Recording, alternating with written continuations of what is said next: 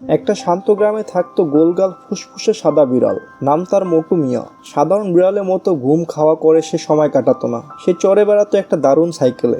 মোটু মিয়া একটা স্বপ্ন ছিল গ্রামের অসহায় মানুষের পাশে দাঁড়ানোর। সে প্রতিদিন ভোরে উঠে শহরে যেত বাজার করতে। টাটকা সবজি, ফল, দুধ আর মাঝে মাঝে মাংস নিয়ে আসতো তার ঝুড়ি করে। তারপর ঘুরে ঘুরে সেই খাবারগুলো দিয়ে আসতো অসহায় মানুষদের।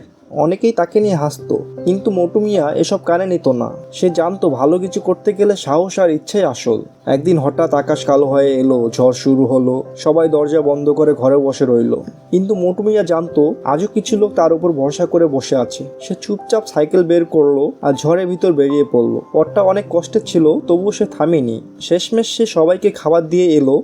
বুড়ো দাদি হেসে বলল, তুই তো শুধু বিড়াল না, তুই এক আশীর্বাদ। সেদিনের পর আর কেউ মোটুকে নিয়ে হাসতো না। সবাই তাকে ডাকতো সাহসী বন্ধু বিড়াল। জীবনে ভালো কিছু করতে গেলে মানুষ কি বলল সেটা বড় নয়। সত্যিকারের সাহস আর ভালো মন থাকলে তোমার ছোট শরীরেও লুকিয়ে থাকে এক বিশাল শক্তি। ভিডিওটি ভালো লাগলে অবশ্যই লাইক অ্যান্ড সাবস্ক্রাইব করে নিও।